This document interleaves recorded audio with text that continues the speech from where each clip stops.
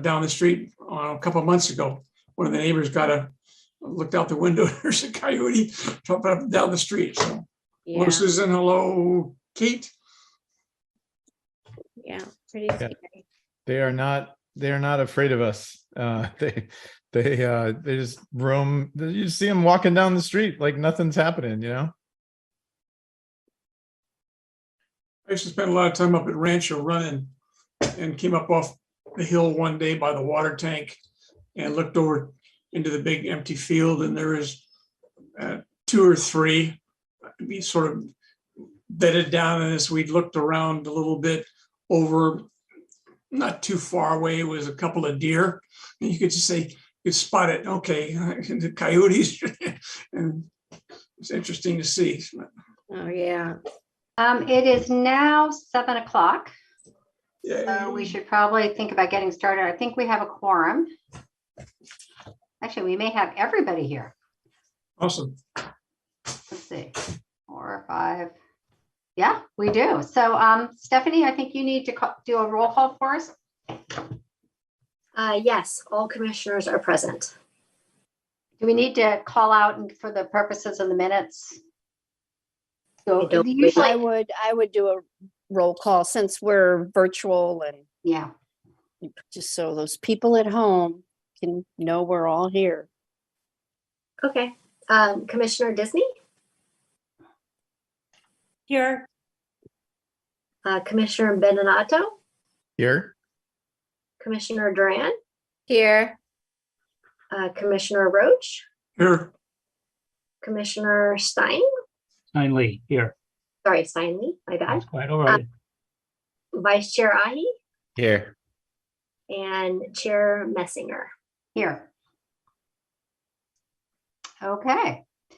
I think we're moving into, if there are anyone from the public who would like to make any comments for any item that's not on the agenda, now would be the time to do so. Stephanie, can you see if someone raises their hand to do that? I don't know if I have access to that or not.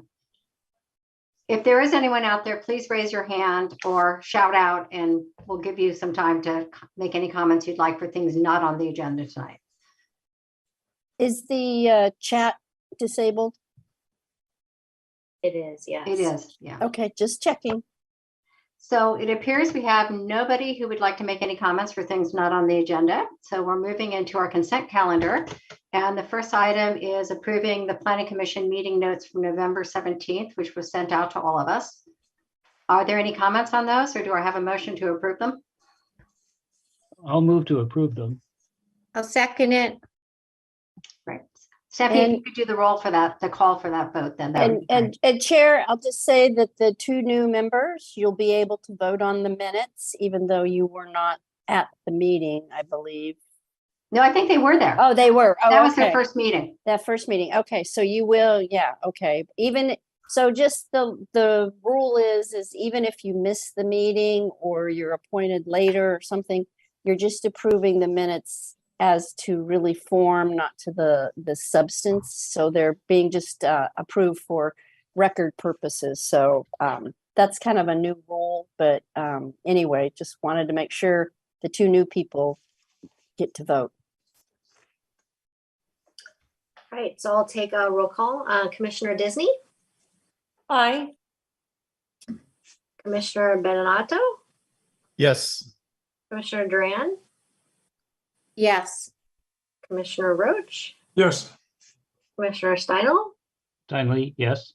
Steinley, That's okay. It took me a long time to learn it, so you get it.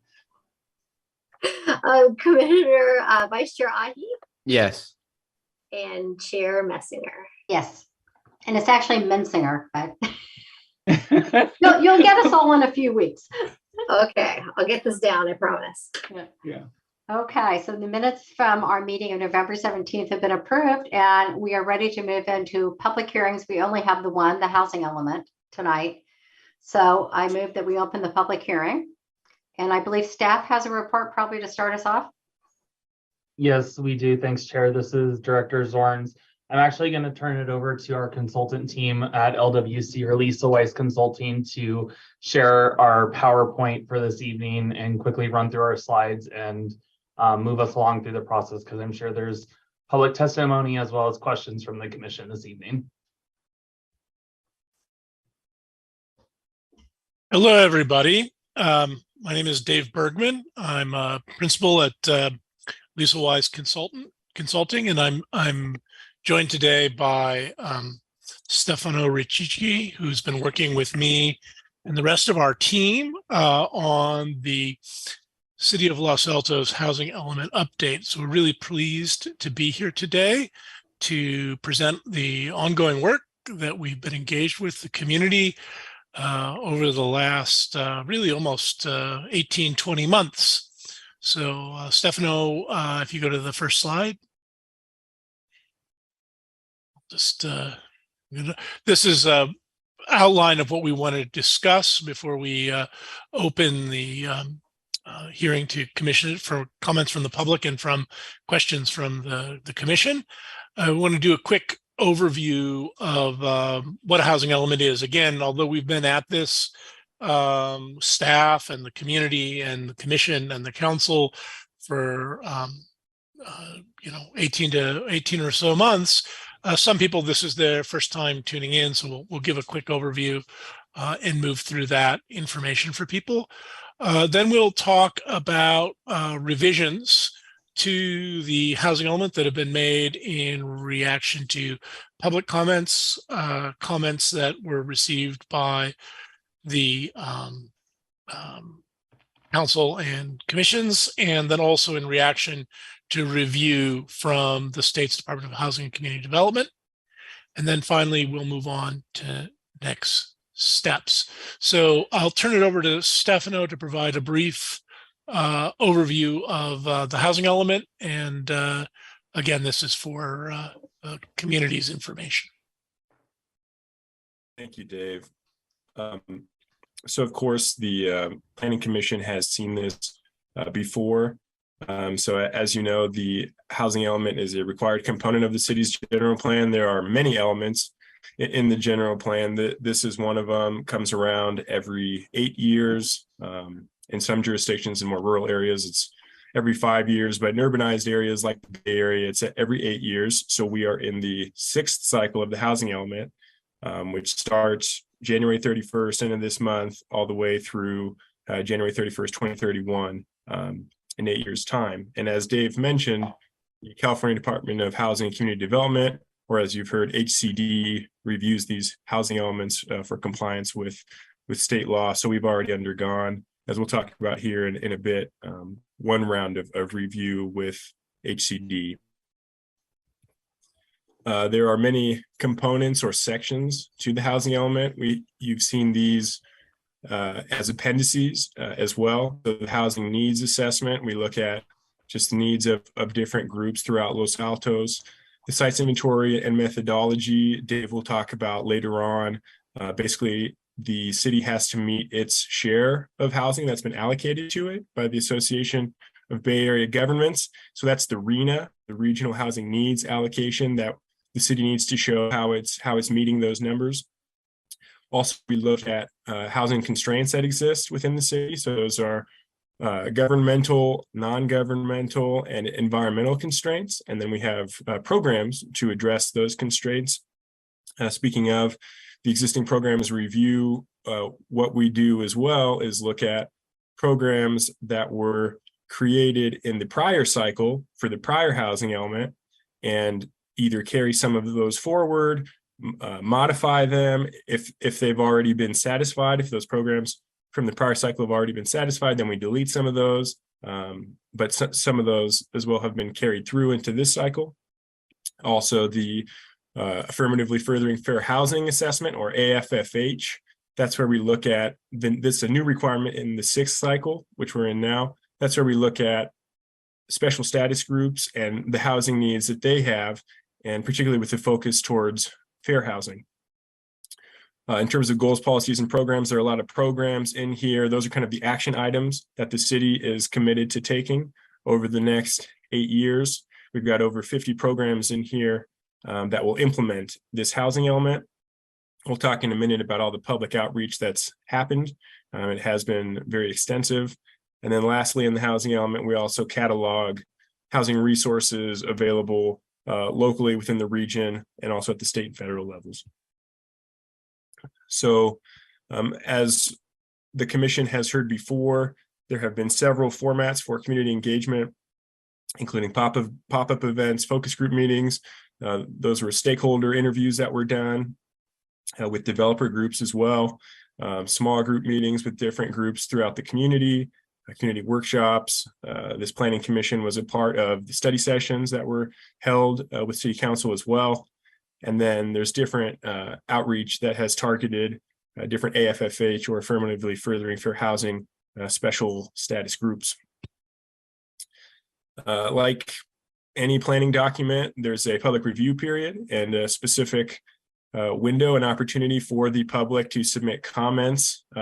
It's not limited to this 30-day period. Of course, the city has solicited comments throughout the process, but this is the official 30-day period that counts for the purposes of meeting state law. And so, as you may recall, back in July was the last time this planning commission heard the housing element and received public comment. As well, there was a city council meeting back in July. Comments were solicited through the housing element website for the city, and comments were received directly by city staff as well. So in addition to all the comments received during the public review period, after that, there were additional community engagement efforts that the city took.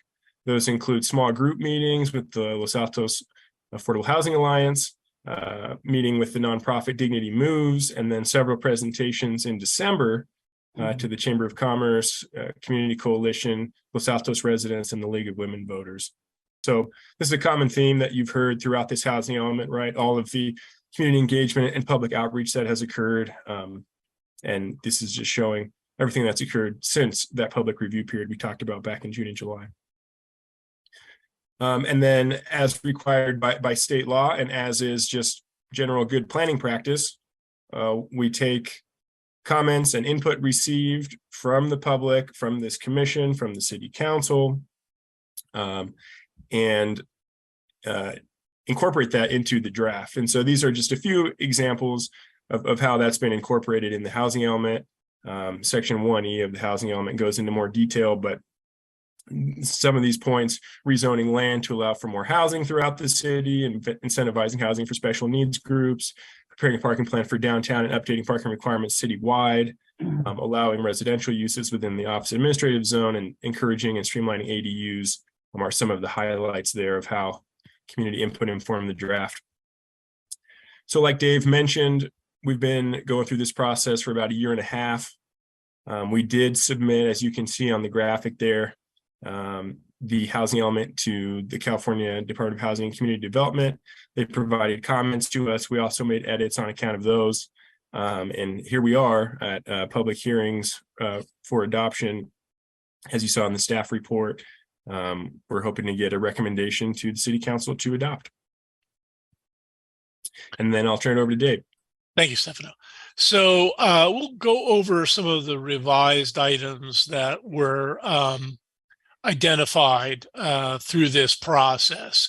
So the housing element was revised again based on comments that were received through council and through the planning commission.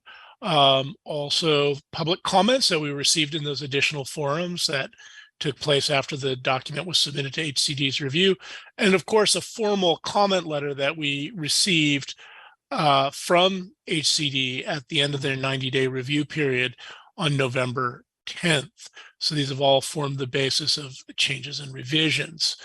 So again, the housing element, for those of you that aren't familiar with it, is a 4 main sections to it, which is the sort of the main body, and then it's supported by technical appendices that deal with specific requirements in the government code or state statute. But really, when we talk about will be programs that are related to implementing these goals in the housing plan. And the 7 main goals are promotion of new housing, facilitate the development of affordable housing, removing identified constraints, creating creating opportunities for housing for special needs populations, conserve and improve the existing housing stock, promote fair housing and access to opportunities for all persons with a focus on statutorily identified groups and populations, and then also to encourage energy and resource conservation and sustainability in the city's housing. So those are the primary goals. The next slide, please. Again, this regional housing needs allocation, this is a requirement that the city show that it has the capacity to accommodate its regional fair share of housing at varying income levels. And this has to be, this capacity needs to be in place throughout the entire 8-year cycle. So there were no changes to the sites inventory since the public review draft on June 22nd. So there's no new sites that have been added, but there were some changes that came as a result of both HCD comments and public projects. The one was a new program, 1.N, that was added to facilitate and monitor entitled and approved housing projects. In other words, to speed up and to make sure that entitled and proposed projects, the so-called pipeline, that those move forward without any unnecessary encumbrances. And again, this, as I mentioned, the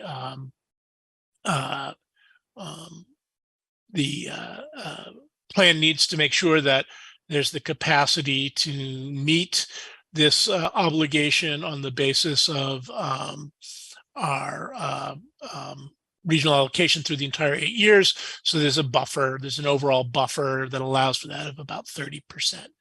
Now, one of the things that was done as the program is it was a requirement. If you look at that first line that says surplus shortfall, right, there was a need to find an additional 52 above moderate units and one, a net total of 1 units, because there's a surplus in the moderate and the low income sites. So it required a rezoning, and this rezoning to meet that deficit and also to build that that buffer. And so the rezoning reflects an upzoning in the CT district, allowing houses that select OA and PCF zone sites, addressing some housing constraints in development standards at Loyola Corners. Some of that's required also to bring the city into compliance with state law, and rezoning the Village Court parcel to CT. Let's go to the next slide, please. So this is an overall map of Los Altos. The city's got, it's longer than it is wide, so we're going to break it down to look at some of these sites by area within the city. But this gives you an overview of the distribution of the sites that have been identified as having the capacity to meet the city's regional housing needs allocation. So look at the north side first. And here it's important to point out that your existing zoning and existing sites are represented in the colors that are shown in the key. Where there's a cross hatching on the site, that means that there'll need to be some kind of a recommended change to the underlying zoning to allow for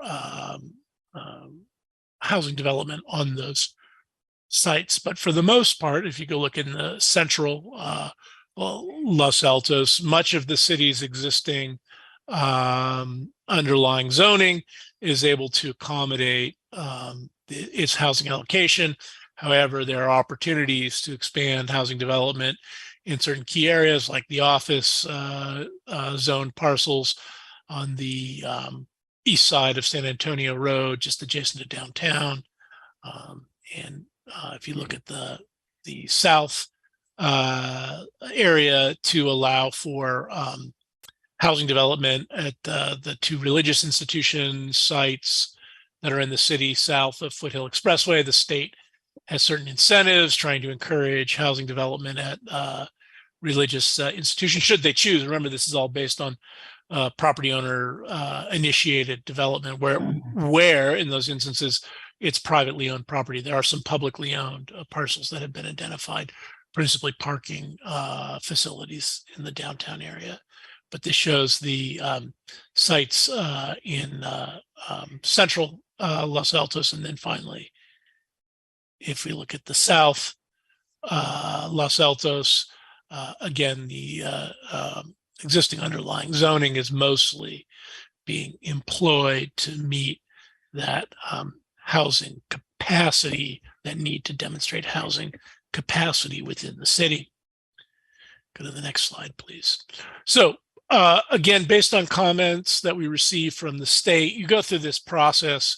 It's called certification, but it's not really certification. What the state does is they read every community's housing element when in its draft form, and says that if you adopt it as it is written, we'll find you in substantial compliance with the government code, the state law. And then that's what is considered certification. Just go through a process then where they recommend modifications to the plan in order for them to be able to write that letter of substantial compliance. And this you can go back and forth with them a couple of times. We're doing working in 16 communities around the state. We've worked in a couple of areas earlier on in the Sacramento region and Southern California region, where it was common to have 2 and 3 reviews. We anticipate that additional reviews will likely be required in the communities we're working at in the ABAG region, or the Bay Area region, particularly as the requirements tend to evolve over time as the state is reviewing things. So some of the key program modifications that are sort of different from the last time we were before this body, which was one to increase the height by at least 10 feet to result in 5 foot or 55 stories in the commercial thoroughfare district. That was seen as a constraint. There was a need to update or rescind the Loyola Corners specific plan to revert back to its underlying CN zoning. That's a requirement that the state is going to ask for, to sort of update and review the Loyola Corners specific plan. To facilitate housing on city-owned sites. As we mentioned, there's a number of, and this is a great position for Los Altos to be in, there's a number of these site opportunities that are publicly owned. So developing programs to have incentivize affordable housing and encourage senior housing for persons with disabilities, and veterans on parking plazas 7 and 8 in downtown.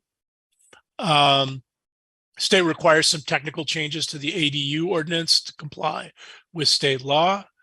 And then to prepare a downtown parking plan and update citywide parking requirements, reflecting that some of the downtown parking plazas may reduce their parking capacity as those sites are redeveloped. Modify building heights within mixed-use zoning districts. Amend the design review process. So again, removing that as a constraint that is in the current system, that there's a need to streamline that to be again in compliance with the government code. And that we also clarified that the city will develop pedestrian crossing signals over San Antonio Road near Main Street in order to facilitate pedestrian and other alternate modes of transportation for residents. So those were the modifications to the programs. Go to the next slide. The state then also required 4 new programs to be added. One is the city to develop standards in order to implement SB 9 lot splits. So what the development standards will be and what the city's process will be for handling applications under SB 9. To facilitate and monitor pipeline projects to make sure that they're not unduly encumbered. Making a change to modifications of parking for emergency shelters that are again consistent with state law. And then a request to modify some of the development standards in the R3 zoning district. Go to the next slide. We do also have the team's environmental consultant, Rincon, present today to answer some questions because there are CEQA or California Environmental Quality Act issues. The city circulated a mitigated negative declaration and initial study that for 30 days in November and December. And during that time, they received comments from the California Department of Toxic Substance Controls, the Water District, and it was determined that these comments raised no significant concerns, and as a result, no revisions to the mitigated negative declaration or initial study were deemed as being necessary. So this brings us to recommendations and next steps. We, along with staff has this recommendation in your report, adopt Planning Commission resolution that recommends the adoption of the six cycle housing element and the mitigated negative declaration, and then to move forward in adoption hearings in January 10th, January 24th, and if additional hearings are needed as a result of additional rounds of HCD review, those will occur. HCD will review and certify within 60 days of submittal of the adopted housing element for additional comments. And finally, it's always good to remind people that there are penalties for noncompliance. This is not something that is an optional exercise for municipalities to enter into. The rezoning will need to be accelerated if can be completed within 3 years if the housing element is adopted within but 120 days of January 31st. So by May, receiving your letter of substantial compliance. Otherwise, it has to be done in 1 year. So it would need to be finished. The rezoning would have to be refinished by January 31st, 2024. Other potential penalties for noncompliance. There's financial penalties that can come. You can face legal suits. There's a possibility, well, some of it is automatic, deferral of state funding, particularly local transportation funds. Your SB1 funding is deferred, and other regional transportation fundings. And there is, in extreme circumstances, the jeopardy of a loss of permitting authority if the general plan is found inadequate, and the city could go into court receivership on its permitting authority. So that's the basis of our recommendation that Los Altos work to expedite the adoption of its six-cycle housing element. And with that, we'll turn it all back over to Nick and the staff.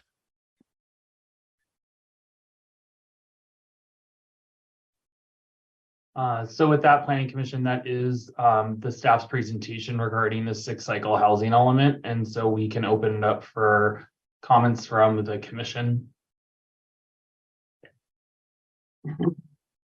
And let's just remind the public who's on this call that normally what happens is the commission has questions and then we open it up to the public for questions.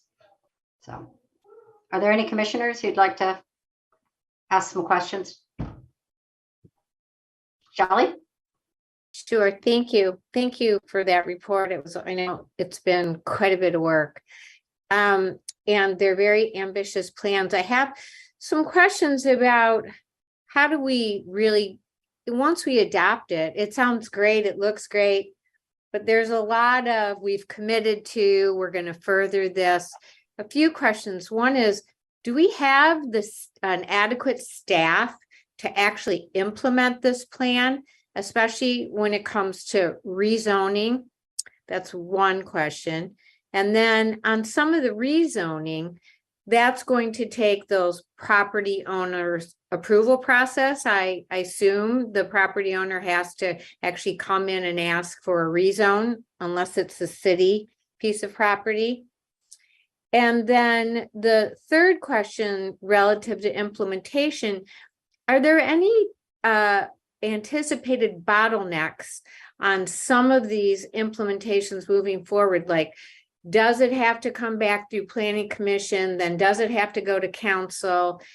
And the last question, I know I'm dropping a lot of things on you. The last is, when we look at offsetting the parking from the parking plazas, how do we implement an alternate parking plan that can be adopted and, put out for input from the residents that's going to accommodate the loss in all this parking? So I know there's 5 questions in there. So I'll probably have you remind me of all of them, Shelley. Sure. So one, the housing element does address staffing levels in regards to, there's for sure 2 positions that are identified as needing to be created by virtue of some of the programs in the implementation phase. One being an additional planning staff specifically for reviewing of development applications. And another is a housing manager, which would take over some of our AFFH type requirements and some of the studies, resources, and analysis that is something that's an ongoing thing that's going to need to start happening, not just in our jurisdiction, but all jurisdictions are starting to move in that direction for that type of in-house position. Are there bottlenecks after that? Do they come back to the commission and then go to council? And is there a bottleneck that someone can sue or object and it gets, the dates keep moving out so the projects don't actually go in the ground? So, I mean, there's always the risk of litigation. I mean, that's just inherent of the judicial system. But the targets are pretty well outlined in the housing element, are pretty prescriptive in regards to what our due dates are, which then means working in front of those due dates in order to make sure that we're putting things forward. Standard process with planning and zoning law in the state of California is 90%, I would say, of all zoning code amendments must go forward to the planning commission first for a recommendation to a city council. Anything that requires an ordinance amendment does require an introduction and then an adoption. So a first and second reading at the city council. So there is essentially a minimum of a 3-step process in order to get any type of an amendment or rezoning essentially done in a city. So there is a pretty prescriptive process. It's nothing new, and it's something that we've been doing for a long time here and in other jurisdictions. With respects to Offsets and parking, for the plaza. So the parking, I mean, that's an interesting one, is that there's the potential of one, we are the landowners of parking plazas 7 and 8. There are a lot of particulars that come into play with that when it comes to the Surplus Land Act, which has been strengthened over time and over the last 3-4 years, where it's pretty prescriptive, a lot of the ways that we have to adhere to that. We would need to do a market analysis on what the actual land value and improvement value actually is. We'd also have to probably do kind of our own pro forma and analysis regarding to what construction costs actually would be and what we could actually provide as an offset. And then also maybe determine what the lease back, if we did a land lease, what that land lease would actually equate out to. That's nothing that any of us are just going to be able to determine in conversations at a public hearing. That's going to take financial analysis from experts in that field. So that's going to be a subsequent, again, one of those things that we'll come back to the city council with all of that analysis once we're actually to that point of actually talking about the plazas themselves. Furthermore, there's a lot of different alternatives that can be explored.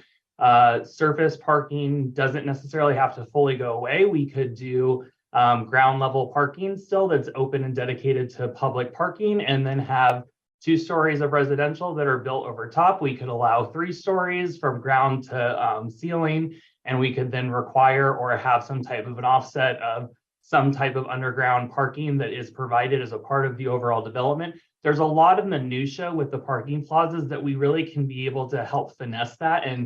But it also is going to depend, pretty significantly on what the actual land value is, and all that market-driven analysis that wouldn't end up coming back to the city council for discussion. We would then go through the development agreement process. We'd go through an RFP process of selecting a developer. There's a lot of particulars and moving parts with it. And then we also have to adhere to all of the strings, essentially, that are a part of the Surplus Land Act. Sure. So again, it's pretty prescriptive, and we have to enter into good faith negotiating agreements and actually do a fair release of the land or agreement into a land lease. So there's, again, a lot of different moving parts. We're never going to be able to figure out perfectly right at a hearing, because it all is based on that market analysis. Right. Now, if we have some revision language we want to insert into this, I guess I'm asking you, Nick and Susan, should we wait until after all the public hearing to say, I'd like to revise this or revise that? Yeah, so you can, Okay. after you take public testimony, the commission could make edits, text edits, suggestions to be a part of the closing out recommendation that would be included in the PC recommendation to council. Great. Thank you. Thank you for your time. I have a question. So Nick, can you comment on the property owner's consent to the rezoning? I think that's an issue that has come up a couple of times. Or do you? Yeah. So yeah, Commissioner Doran did bring that up. Thanks for reminding that. So property owner, when it's a city initiated rezone, does not have to grant us the authority. We are the policing power and land use regulators of the jurisdiction. That's why we're the municipality of Los Altos. So we retain land use authority. Now, it's the flip side, is if a private property owner wanted to do a private rezone initiation, they have to come before the city council to make that request. It's the exact opposite for us. We are already granting ourselves the permission. So a property owner that's been included inside of the site inventory does not come forward and grant us the permission. It's something that we already have by the authority of our jurisdiction. Yeah, and the one thing is a general plan amendment or a rezoning that's initiated by the local agency. Those actions are determined not to be a taking. So just to clarify that, I know I've had to clarify that so many times over the years, but when we're initiating something like a zoning change or a general plan amendment, it's under our police powers. And so we have the authority to do that. The other thing is a zoning and a general plan amendment, they are legislative actions.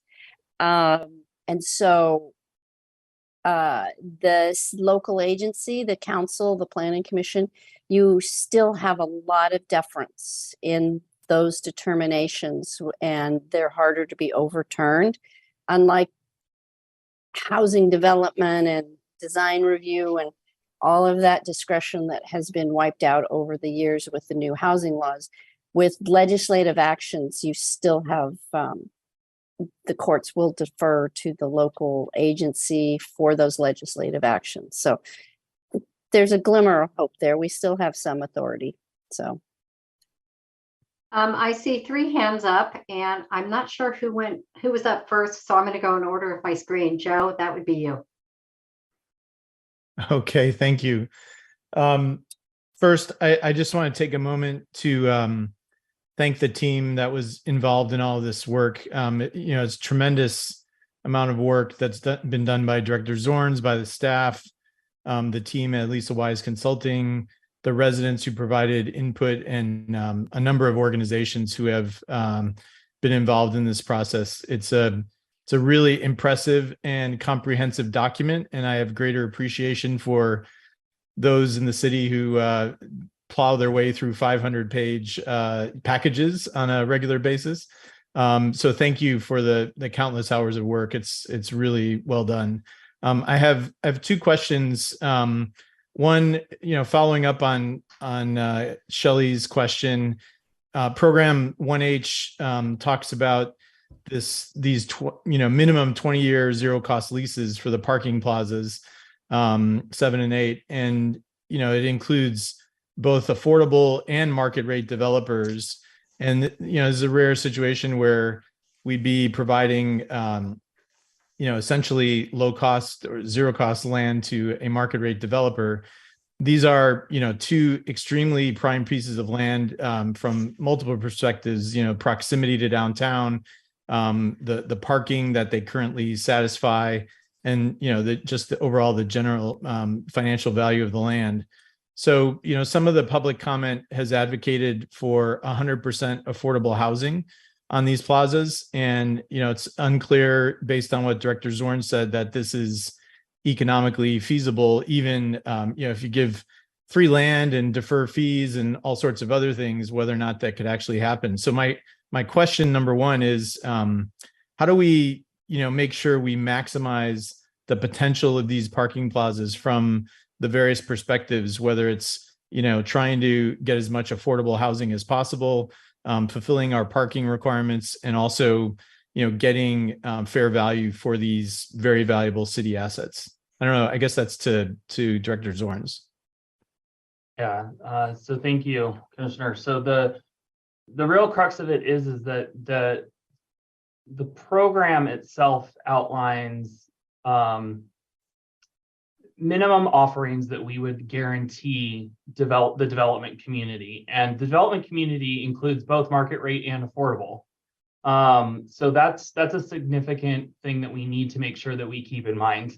The program was not designed to be a full give me to a 100% market rate development. There are, for all intents and purposes, the majority of development, especially even when you talk about like inclusionary housing, the limitation usually hovers right around 20% in a jurisdiction. With anything higher as a requirement by ordinance, usually means that it becomes somewhat infeasible for a project to be able to truly pencil out. I don't really know of very many jurisdictions that have that requirement for affordability above a guarantee of 20%. The reason why it is important to also remember is that we do maintain land ownership and land use authority, so it's a double whammy, is that we are inevitably going to be the person and the group that ends up deciding on what actually ends up penciling out there. And again, though, that's going to be driven by a fair market analysis of what that property actually is going to be worth. Obviously, there's not really any improvements on there since it's surface parking. So that's kind of an easier, kind of look at. And it's already connected to infrastructure, in the immediate adjacent, kind of connectivity to laterals and everything of that nature. So there's a lot of different things that are already there that we don't really have to try and dig and create the pro forma and build it backwards. So inevitably, there's some assurances that are built in with respects to the Surplus Land Act, which is actually something that the city will want to lean in on in regards to that. There's a lot of legal requirements for us to make sure that we enter into good faith and fair negotiating with whatever developer or group is selected in order to do so. But again, that's going to come out of a market analysis for what the property value actually is. And then once we're able to build out what we're thinking or determining what we would like to be the level of affordability, and that's a big one. We have to remember there's 4 main levels of affordability: extremely low, very low, low, and moderate. Those end up also coming into play when you start determining how much of an offset you're actually going to need to provide. Right now, to do construction costs in the city is right around, and this is just hard construction costs, it's usually a lot more on top of that as well, as we all well know, is right around $400 a square foot. So to do 1,000 square foot unit, you're looking at construction costs of $1,000. That's bare minimum, and that's not when you're doing anything special. You start talking about parking garages, you're talking about $40,000 to $50,000 a stall. So we really have to look at all of those different nuances, and that's something that we're going to have to come back with the city council and do some workshops and actually study and look at it exactly what can we get on that property and what is it that that property already is yielding in value, and then what is going to be the interest point for the development community, both affordable and market rate at both, and see where the nexus is and where can we get that sweet spot where we can get the most amount of units with the best amount of affordability for the city. Great. That's super helpful. Thank you. Second question is regarding the rezoning in the OA district. There was a slide in the presentation that they just ran through. It was around slide 17. I'm not exactly sure, but it showed the parcels, some of the parcels in the OA being rezoned. And I believe this came up in public comment as well, but I was confused as to why certain parcels were being rezoned and other parcels weren't. I thought they were all part of the OA, and I didn't understand why there were specific parcels being chosen, what the criteria was. Can someone help me with that question? Yeah, Stefano, do you want to go ahead and take a stab at that? Sure. Yeah, so there are several factors that came into play for identifying parcels that either have capacity currently or could have capacity given a rezone. So these things had to do with the existing improvements on the parcel, the age of those improvements, the value of those improvements. And so for certain OA zone parcels, either the improvement value was too high or they were already, there were non-vacant sites that were not ripe for redevelopment. Those are kind of main considerations that came into play. Another aspect, in some cases, we did get property owner interest for sites. And so some sites that may have otherwise not passed through the screening, given the age of the building or given the property value, if the property owner did approach the city and say, hey, I would like to be on that rezone list, that was also taken into account. Okay, so if we like it, that just seems super confusing that we're gonna do it on a parcel by parcel basis. If we wanted to perhaps do a similar thing across the OA, is there a reason not to do that? I'll defer to the city on that one. I don't think so, Dave, unless you have any opinions. So part of it goes to what the point of the site's inventory is, which is to demonstrate that the city, after taking certain actions, including a rezoning program, has the capacity to meet its regional housing needs allocation, or RENA. So this is a demonstration to the state that the city has the physical capacity plus a buffer to meet this requirement. And so again, sites are chosen, are selected relative to sort of a top-down screening that looks at objective criteria as to whether or not the site is realistic, has the realistic capacity to redevelop. That's written into the government code, and the definition of what realistic capacity, there's been guidance by HCD as to what you have to take into consideration. And then again, as Stefano mentioned, bottom up too, to also understand if there's specific unknown site constraints or in circumstances where property owners want the flexibility to do that. Conceptually, the city could enter into a general plan amendment if it was something they wanted to do and modify a whole zone in the city. But that would be an effort that's not required in order to meet the demonstration that the city has the capacity to meet its regional housing needs allocation. So I turn it over to Nick if he has any thoughts on the issues related to that. Yeah, I'm just thinking of it from a practical perspective. Like we're gonna have the OA1 zone and the OA2 zone, and they're gonna be interlaced, and it just seems kind of bizarre. If we're gonna redo a section of town, whether it's Loyola Corners or OA or any, El Camino or anywhere else, seems like we should be consistent around that. But I don't know, Nick, if you want to give that some thought, or if we want to discuss it as a group, I just thought that was a little bit odd. So any thoughts, Nick, or leave it there? Other than I will say, I mean, there has been some recent property transactions that have probably changed what we previously were unable to account for in regards to having more sites on the inventory in OA. And I know that those have just transacted in the last like 30 to 60 days. So I think there will be some expanded interest in redeveloping some of the sites along the OA and South Antonio, or just south of City Hall property, essentially. So I definitely think it's something that when we move to the actual rezone of the OA, there's some expansion and flexibility that we might be able to create in the future. Yes. Okay, great. I'd love to see that, just for ease from everybody's perspective. So that's it on my questions. Thank you. Mayrose, I think you're next. Yeah, just going off of that question, I just was wondering, is it possible that something could be added about the OA properties? Basically, not necessarily where we add all the OA onto the site inventory, but something that says that if there's lot consolidation, or if there's some circumstance that any OA district could have housing, is that something we could add at least? Because I know you said we don't need to add more more sites to the inventory.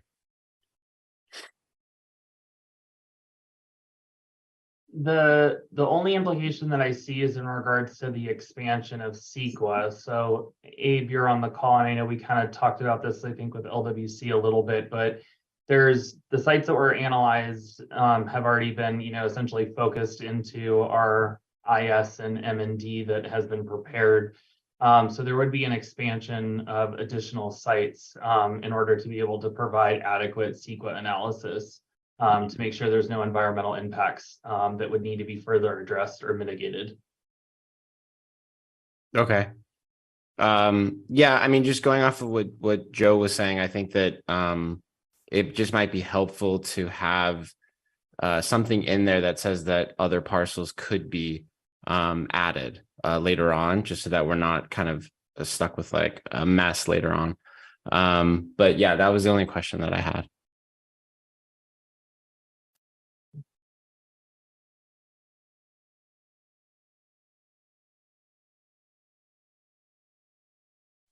Kate, I think you're up now. Okay, yeah, I have a question about this, the net loss. So the staff report states that HCD recommends a buffer between 15 and 30%, and we have a buffer of 30.59%. And I think the staff report states that that is to ensure that there's no net loss in our housing capacity. And so I guess my question is, what would constitute a loss? Is it something that the city would do? Like, is that our own doing if a site is lost? And therefore, we're going to rely on our buffer, or are there external forces that would cause a site to no longer be available or have housing capacity? So your last statement is definitely a possibility and has happened in other jurisdictions. Yes.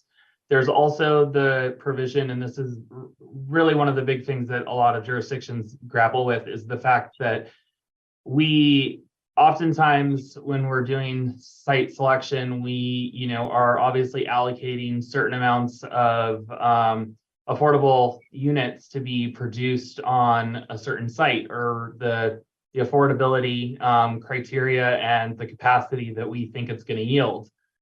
Inevitably, because we're not the developers and we can't make things materialize and guarantee certain amounts of quantified units to actually materialize on certain sites and at certain income levels, there might be the loss of some of the units that we've accounted for in our inventory in certain income categories. So in order for us to not trigger the no net loss provisions that was signed into law in 2017, we have to make sure that we have essentially a buffer that's built into our site's inventory where we're able to essentially have a sliding move where, hey, this site we said, for numbers purposes, we're going to have 10, low income units, and the market-based driven development ends up only bringing us 5 units. So that means of our buffer, we just lost 5 units. So if we had a 100-unit buffer, now we're down to 95 units as a buffer. So eventually it does whittle, away at this buffer zone, and you want to have as healthy as a buffer as possible. Otherwise, you get into what jurisdictions, grapple with, which is, middle of the road during their planning cycle, is that they have to then find additional sites to add to their inventory so that they don't trigger, they've actually triggered no net loss just by the fact that they have to do additional rezoning. And so you really want to do that and have as much of a buffer as possible in order to make sure that you're not kind of scrambling to add additional sites super quick. Yeah. And Nick, you can confirm this no net loss is not a new concept. We've been dealing with it over the last housing element cycle, where if a jurisdiction did a rezoning or a general plan amendment that could affect housing sites, they would have to make special findings and show that they're trying to prove up that either they had the housing numbers or that they would rezone or general plan for them. That's correct, Nick? So this isn't that new. Yeah, that's the practice that has been in place, yes. Yeah, we've all been dealing with the no net loss for a while, but it is now, instead of just saying that you're going to do it, we have to do it. And so that's why I believe the buffer, we want a bigger buffer, so you're not mid-cycle scrambling. So we have to provide this housing capacity of 1,049 units over the next 8 years, right? I mean, that's the housing capacity that we have to provide. Whether that gets built or not remains to be seen, but we have to provide that capacity. So what I'm hearing is as sites get built and they end up producing not as many units as we planned for, then as that happens, we have to, within that 8-year planning period, we have to go and find additional sites or additional building or housing capacity to make up for what wasn't constructed. Am I getting that right?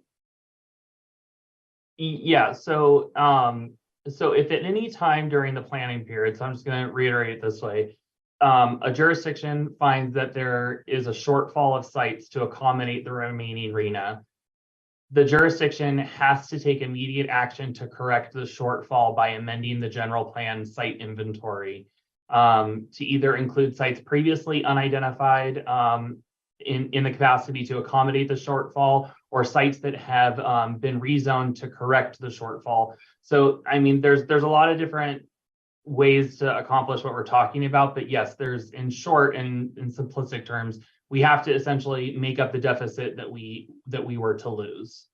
Okay, all right, that makes sense. Thank you. That's a lot clearer to me. So I have one other question. If HCD approves the housing element, we have 3 years to amend our zoning to comply with the housing element. That's correct, right? I mean, okay.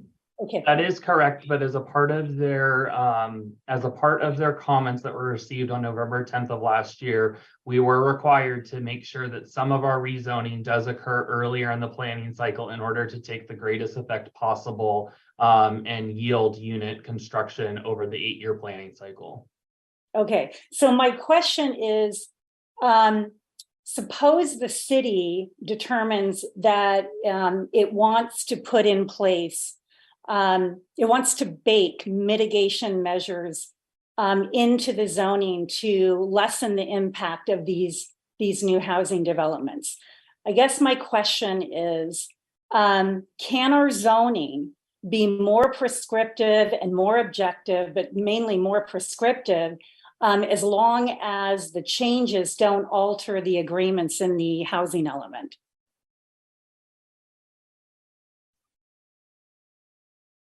Can you give me an example of what you're meaning by prescriptive? Like, are you referring to like a specific type of design element, like bulk mass and things of that nature that could be baked into development standards? I guess I'm thinking, okay, let's say we have an area that is currently mixed use and someone comes in, well, it's a zone that we want to remain as mixed use.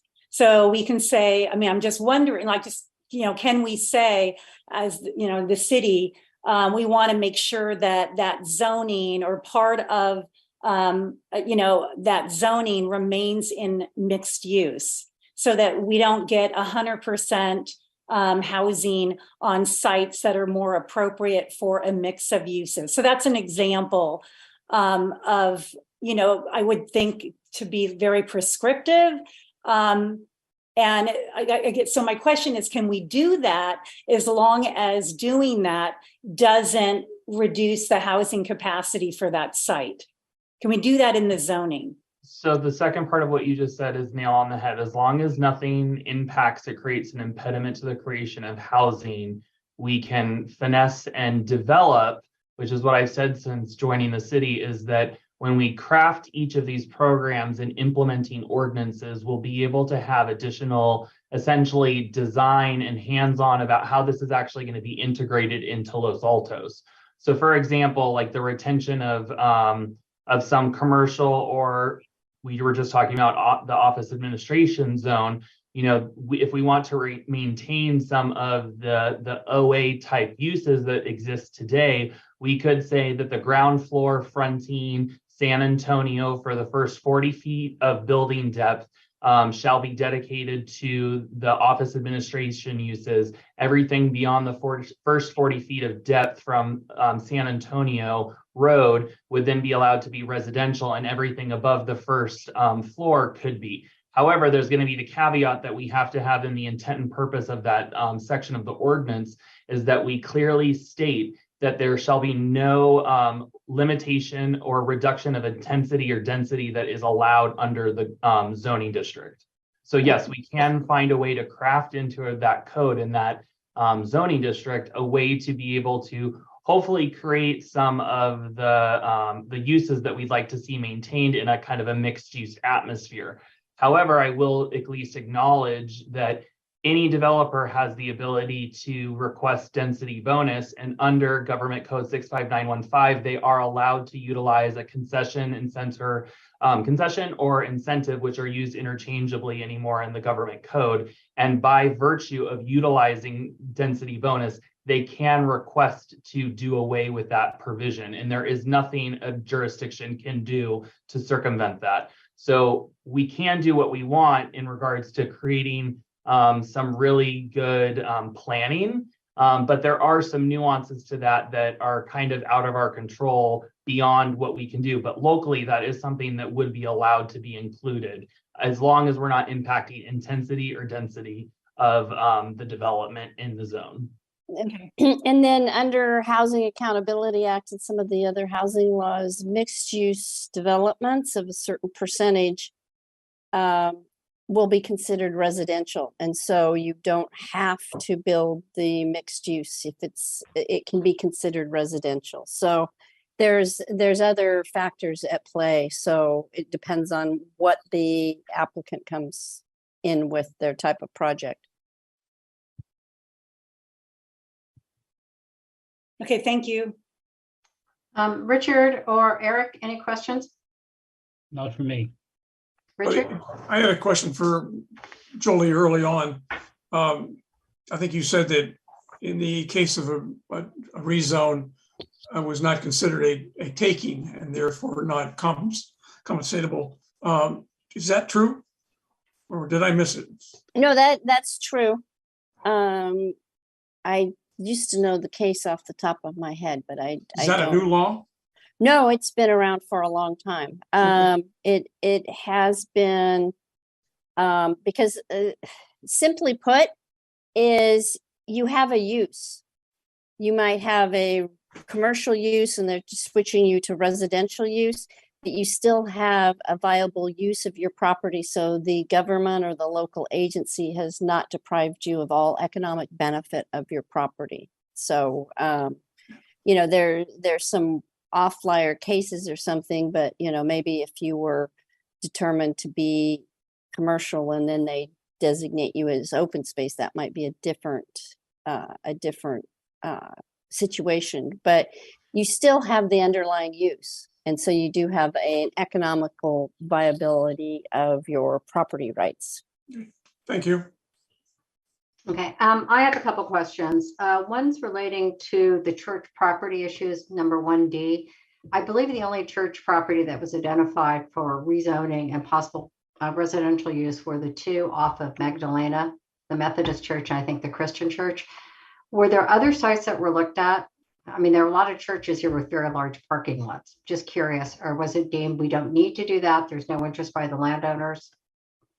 Stefano, do you want to touch on that just since? Yeah, so Before we did look at other church properties. These ones were identified in part because of the large parking lots there. And I can't recall if we had interest. Nick, I'm not sure if you were part of those calls with the property owners there, or if that was a prior director. But we did look at other church properties. But these were ultimately the only ones that were pursued.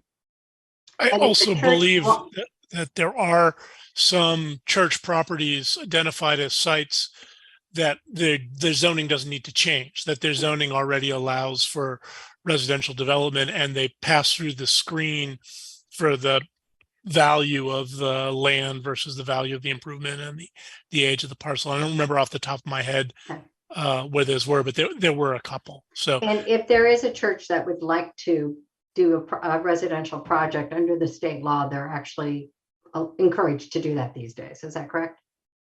there are a number of incentives that the state has put in place to encourage development of housing on religious properties. Yeah, they can develop their parking as housing and not have to replace the parking. That was the law. Maybe I think it switched a year or two. I don't know. It was during COVID, but so there have been a lot of incentives to try to provide these church facilities with large parking lots to maybe try to accommodate other housing because of, you know, they do have a lot of land and it could be converted over to housing and not have to be providing parking. And if it's a religious organization that wishes to do that and they're surrounded by single family homes currently, what kind of housing are they allowed to put there? I don't know I think it has to be multifamily. It's not going to be single family. I'm not sure. I'd have to go check. And then we might have to rezone it depending on what their current zoning is. No, I don't know that. I No, you don't don't. believe they have to rezone. And not a Nick, are conditional you use familiar permit. with that? I'd have to look back at the Okay. the training that we did, but it doesn't require rezoning, and it would be more high density, single type family type zoning. It's not going to be, you know, single family 6,000 square foot lots. It's going to be high density. Okay. And just a quick question on the program 1H, which is the city parking plazas. Since Los Altos would be the landlord in this case, right? Because they own the property, they're not, it doesn't appear that you're going to sell it, you're looking at leaseholds. Does that give Los Altos more discretion in what is built there and that we would have otherwise? Because, you know, a lot of our discretion has gone away as people have gotten concessions and waivers, et cetera. But if we're the landlord in this case, can we negotiate a deal that would give us more discretion that we normally would not have if they own the land outright? Yes. In short, yes. Okay. So it But might be again, a way. I will clarify again, there are strings attached to the Surplus Land Act. Okay. So we can't get crazy and decide exactly, you know, the entire master plan, of a site, but there's, I mean, obviously it's strengthened that we have more regulation and control beyond just land use. Yeah, and these situations are usually ground leases with the developer, the affordable developer or something. So most likely the city would retain the land ownership and then ground lease from the land up, and then you would end up having, a multi-year, a 50-year ground lease or something. But we would still have to comply with Surplus Lands Act about the ground lease and for affordable housing and that. But we do have some control. But yeah, as Nick says, we can't go crazy. Okay. If there are no other comments from Richard, is your hand up again? Yes, real quick. You made us think about air rights. They've done air rights in Palo Alto years ago, and they ended up with apartments or condominiums on the second, third floors or fourth floors with 2 levels of underground parking. So that might be something that should be included in the thought process. Thank you. Okay, I think that is it for the commission members. So we're going to open it up for public comment. I see a hand from Ann Paulson. I think 2 minutes is what we normally do, Jolie? It depends how many speakers are. Right. I see 2 now. Well, we can give them 3 minutes then. So why don't you go ahead, Ann? Okay. Thanks to the staff and consultants for being so quick about this. So I have several comments. First, about the OA rezoning. The initial draft had the entirety of the OA zone rezoned. It was only changed, sort of snuck by in what was submitted to HCD, but it's not like we didn't know how to do that. That was what the draft was. So since AB 2011 is rezoning San Antonio anyway, it doesn't seem to me that we get much out of spot zoning instead of just upzoning the whole thing, while it's just much more complex. So it seems like we should just go back to the original, what we originally planned for OA. And then for the parking plazas, we need affordable housing. We need to show HCD that we're getting affordable housing. We need to show HCD that we're affirmatively furthering fair housing. And so affordable housing, 100% affordable housing on the parking plaza would do both those things. So I would prefer that we commit to that in the housing element for one of the parking plazas instead of anything market rate. And then figure out probably 20 years of a free lease is just not going to be enough. But so, if we were instead going to some market rate, why on earth are we giving them any free lease? That's crazy. For 20% minimum, so for 20% low income, we require that anyway. So I don't understand why we would agree to give that away to market rate developers. Let them pay. It's valuable. And then the last thing is, this is a little thing, but the draft has a minimum density in the housing overlay for the 2 churches, that's United Methodist and Bridges, of 20 dwelling units per acre, a minimum density. So why would we do that? They're never going to, that's a 6-acre parcel. They're not going to build 120 units. Why is that minimum density even there? It seems like it just got in there by mistake, because they're never going to do that. There's church there. So that's all I have. Thank you. Yeah. Thank you. Susan Russell? Chair, I just, to interrupt for 1 second, is someone timing these? Yeah, usually, Stephanie, that's often you would put up on the screen the clock, but I actually was just turning on my phone to do it. Okay, thank you. So, okay, Susan Russell. Hi, I'm speaking for the League of Women Voters. I know you have our letter, and I agree with Ann about the downtown parking lots. There's been a lot of discussion tonight, which hasn't really clarified the issue that much for me. I feel strongly that they should be used for affordable housing. I'm suggesting that maybe you want to add a concluding sentence that public land should be used for the maximum public benefit. And at this time, the public benefit needed is affordable housing. The city should commit to selecting the development proposal that maximizes public benefit and to having a third party analyze prior to the RFP issuance what the minimum financially feasible affordable housing production on this land could be. And it's certainly more than 20%. Okay, thank you. And now John Bear.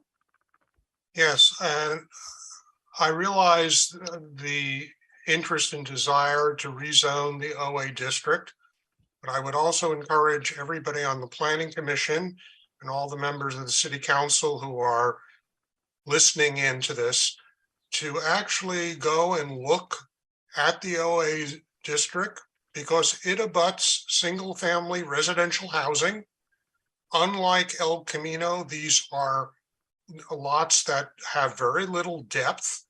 And so whatever housing will get built there, and particularly the height, needs to recognize the impact of that development on the abutting residential properties.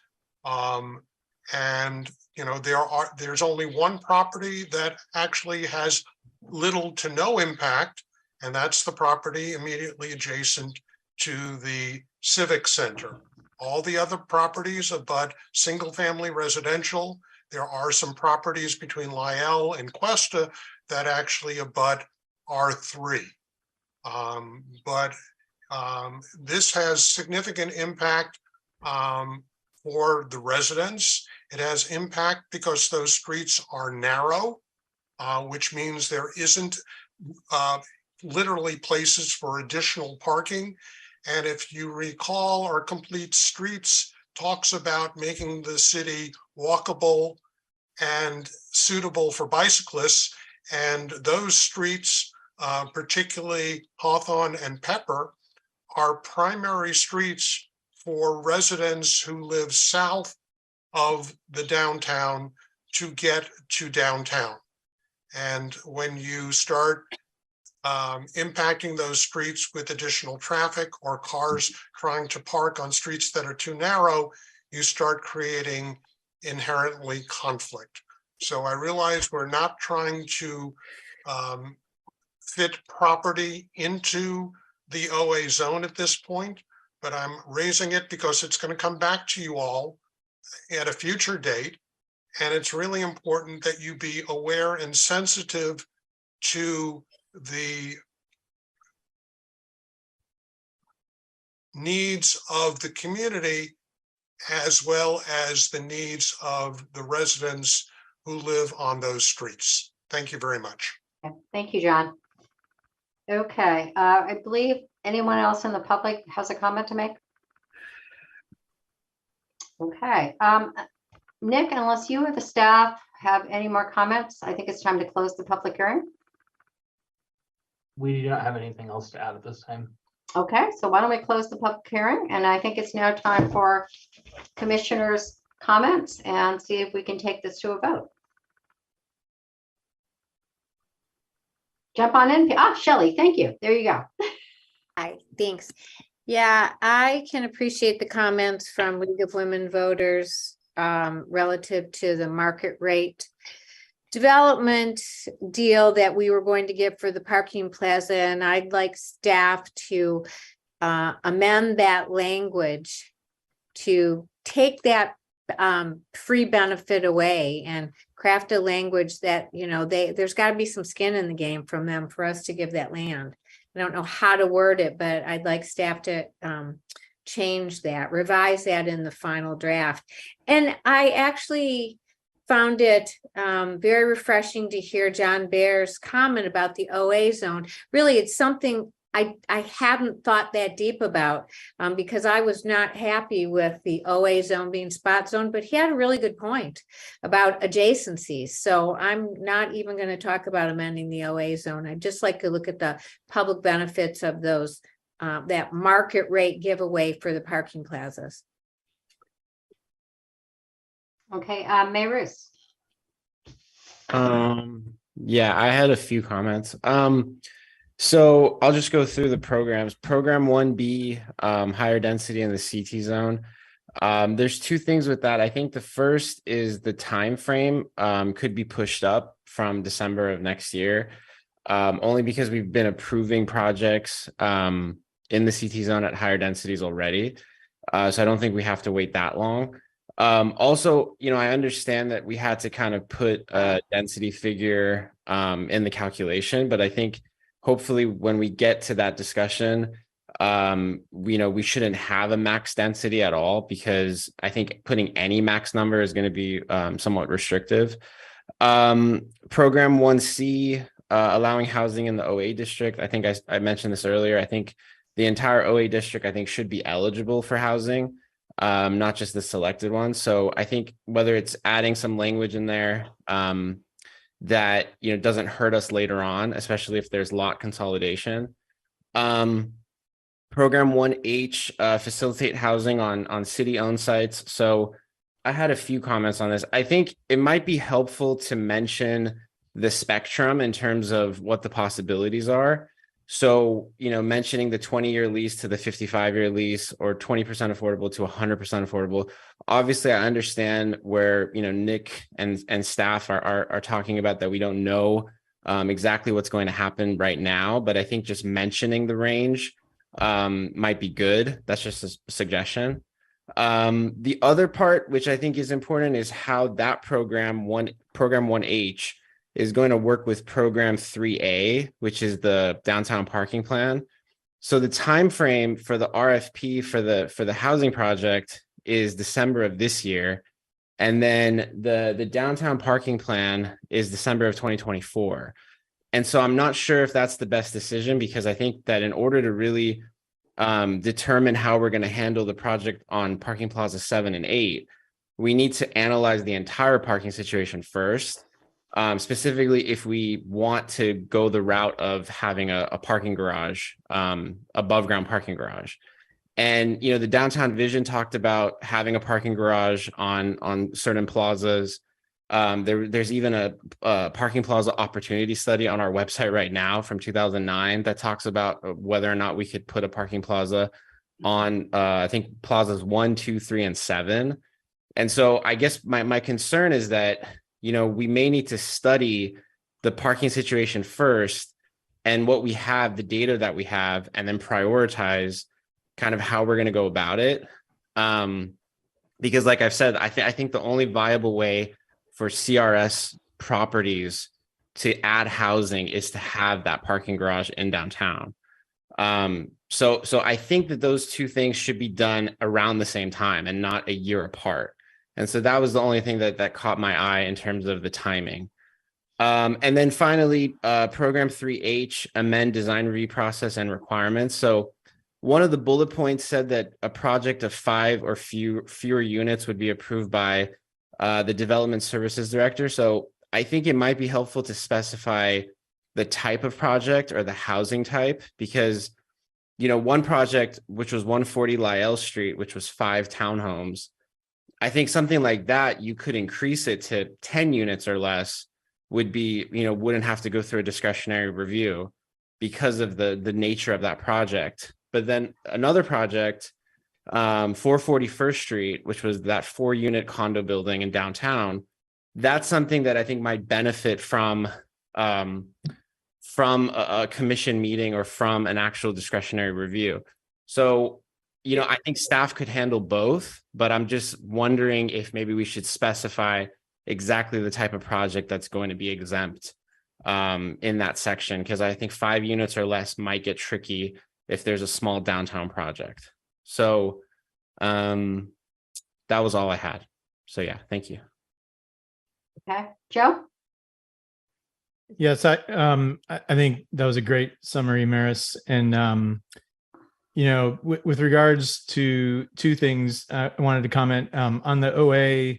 I do understand the impact on residents. I've walked it. I've understood it for a while.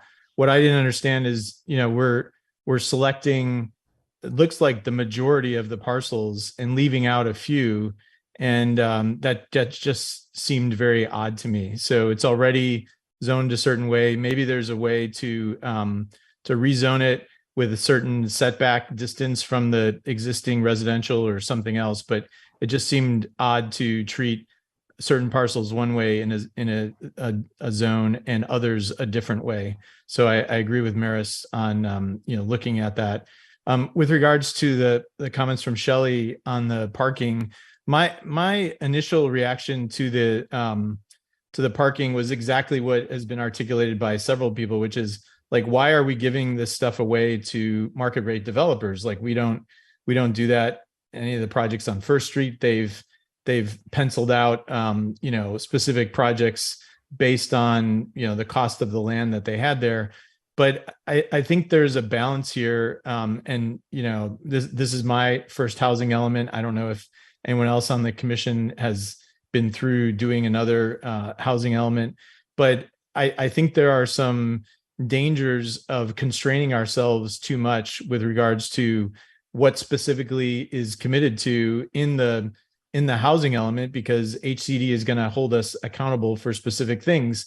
So if we were to find that, hey, maybe affordable can't work there for whatever reason, now we're stuck with not being able to use those parcels in any way. And I think there's a certain amount of trust that we have to place in staff and the consultants we're working with, where they're not going to give away the farm, they're not going to do something crazy, even given the history in this town of having done that in other situations where perhaps parcels were sold at a rate that was much lower than the market value. So I don't know where the line is on how specific we should be versus what our goals are in terms of determining that. And I want to make sure that we give Director Zorns and staff enough flexibility to be able to do what they need to do in order to meet the overall objectives. So I would be careful about putting in new language that's specifically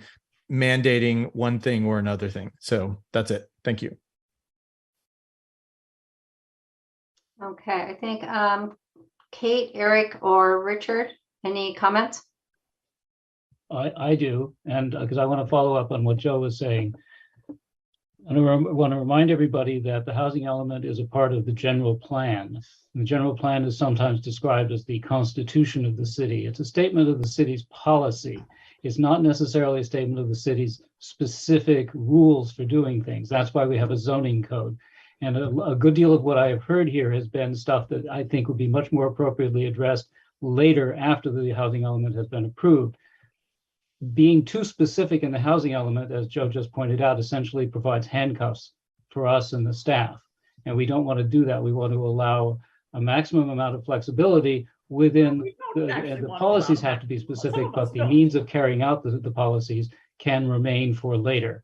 And so I am very leery of putting some of the things that have been suggested here. They're not necessarily bad ideas. I don't necessarily think that they're things that we shouldn't do, but I don't think we should necessarily worry about doing them as part of the housing element. And so I would be very cautious about that. So I believe, and Joe, you'll correct me if I'm misrepresenting you, but I think I'm saying essentially what Joe said a few minutes ago, that this is about policy, not about policies. And so, while I think probably 90% of what I've heard is something I might be able to vote for, depending on the circumstances, I prefer not to include it in the housing element, but rather simply establish what we believe, or through the council, what the council believes would be the appropriate policies for the city to adopt, so long as they are specific enough or detailed enough to pass HCD muster.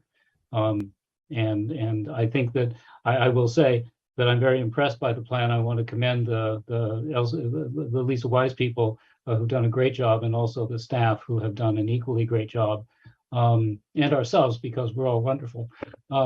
But I think it's a spectacularly successful piece of work. I was very impressed by the fact that the HCD letter appeared to have been written by the intern.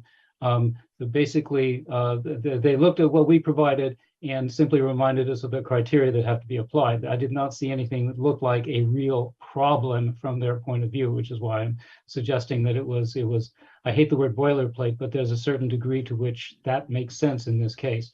And so I'm very happy with what has been come up with in the in revising this. And one last thing, what I'm going to turn into my screensaver, and I would recommend this to everybody who is watching, in the housing element on page 40. This was shown as part of the part of the presentation. It is table 3-1, I believe it is. That's reality. That is exactly what we are dealing with, exactly what we're going to have to contend with as we go forward. All the rest of this is ways of getting there, but that's what we have to do. We have to come up with these things. We are going to have to come up somehow with a total at the end of the 8 years of 789 new units of low and very low housing. And we have to come up with 557 new units. That's going to be basically one 330 distal a year. Keep that in mind. That's going to be a tough prospect. I don't know how we're going to do it. I don't know if we're going to be able to do it, and I don't know what's going to happen if we don't do it. Nobody does, because everybody's making this up as we go along. But that's the reality. And so I would just recommend that everybody take that table. That's it. That's the takeaway from this housing element. That's the entire housing element right there. So I'm going to be spending a lot of time looking at it, watching it, using it as the if you like, the metric for how we're doing, but that's what we're going to have to contend with. So Thank you, Eric. I recommend that to everybody. Any other commissioner comments? I'd like to jump in on the OA. I initially thought, okay, why are we doing spot zoning? Initially, of course, we had it all in, and then we're doing spot zoning. And I hear what John Bear said, and there's a lot of validity to that. But like Joe said a few minutes ago, it almost suggests that we've got somebody you prioritize one but not the other. Well, how come it happened to me but it didn't happen to them and they live next door? I would like to see, I think it all should be included with some caveats as to if it backs up to residential, there's some additional setbacks or something to at least we've considered it and we can address it when it comes up. The downtown land, giving it away, the 20-year lease, even Stanford University is a 55-year lease for the residential properties. And at the end of 55 years, they're redone. So that downtown giving it away, it doesn't work. And Eric said about taking a good look. We have a parking problem. If we build all these units downtown, where's the parking going to be? We're going to have a lot of housing down there. It's not going to be adequate parking. We don't have transportation for people walking. There's not enough people bicycling. If you look at the age group of the city, it's not going to happen. So we need to take a really good look at the parking plazas and what we're going to do in terms of housing. I think housing is perfect for it. It'll help make downtown more viable. And I think maybe, as Eric said, maybe we need to prepare the downtown parking plan first instead of doing it the other way. And then lastly, the mixed use and the height. I think we need to really address this. The last number of projects we've finished, finalized, we've gone through and we've taken a look at it. And I think they've all gone up a floor, another 10 or 12 feet. And if they add the elevator, it's higher. So we really have to take a good look. And I think maybe increasing the height because we're going to give it to them anyhow. So thank you very much. Thanks, Richard. Kate, any comments? Yeah, I just wanted to say, I think with the parking plazas in downtown, as Susan kind of, I think when she asked her question, is the city kind of a landlord in this?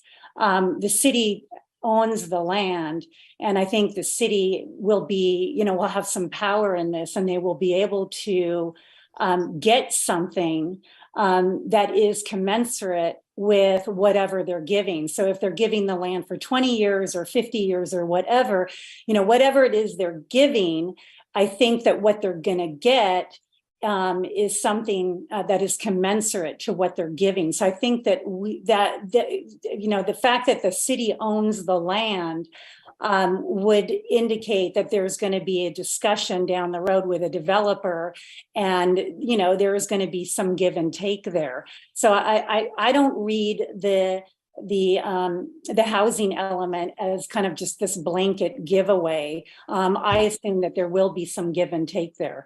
I also wanted to talk a little bit about the zoning that abuts R1. I mean, it's really going to be, I think, tricky to look at those zonings and amend those zonings in a manner that doesn't negatively impact the R1. So I think that's going to be really challenging, especially in the Village Court area, San Antonio, and also Loyola Corners. So I think that we really have our work cut out for us. So it's not just approving projects, but it's also, how do we amend the zoning so that we provide this housing capacity, but we're doing so in a way that preserves and protects our existing housing, and that includes the R1, of course. The other thing I wanted to mention is in the staff report and in the housing element, I never saw any proof or data that indicates the Planning Commission is a real constraint to the development of housing. What I did see is that there's this critical requirement that we eliminate subjective standards regarding who has discretion over these housing projects. So if the Planning Commission had discretion for all housing developments, not single family, but all multifamily housing developments, and if the Planning Commission was given the proper training concerning how to apply the city's objective standards, and I think there would be a real benefit to having the Planning Commission do that work. And the benefits I see would be, there'd be real consistency in that you would have one body approving all housing developments. I think that's better for the community to have that consistency, and I think it would make the Planning Commission better at their job. I also believe that having the appointees of elected officials conducting that work really shows full community accountability for these housing projects. And then lastly, I think it really just minimizes an unnecessary change to an existing process. So I really think that we should have the Planning Commission have the discretion, just like, someone's going to have the discretion, but I think the Planning Commission should have that discretion because I think they can do that work, and they are the appointees of the elected officials, our city council members. And then finally, I agree that it's reasonable for the city council to be the appeal body for housing projects. However, I think the 10 calendar day window is far too short. What if someone's on vacation? What if someone's out of town on business? I think it's really unfair to limit that appeal period to 10 calendar days. And I would like to see that extended to 30 calendar days. So those are my comments. Kate, can you reference specific language you want changed to what sections? Just so for the rest of us, for everyone to follow along easily. So maybe staff can help with that, but I believe there's a policy where I don't know, I actually know. I can't, Susan. I read it somewhere, and it would probably take me too long to go and find it. But there's I believe, a policy that says the city council is the appeal body, and there's only 10 calendar days allowed for an appeal. Okay. If, And if then I may, that's program 3H is what that's you're referring great. to. Okay. And then the prior one about discretion, is there a particular language section that you'd like to address there? Again, it's just so all of us can kind of see what it is you're suggesting. Okay, yes, staff, can you point to the place in the report where it indicates that staff will be doing, will have discretion to review multifamily housing projects of 5 or fewer units? I'm referring to that section. Yeah, so that's again also program 3H, which I do just want to, that's something that's not 100% fully different than than what we're already doing. So there would not be a change is what I'm wanting to remind the commission of.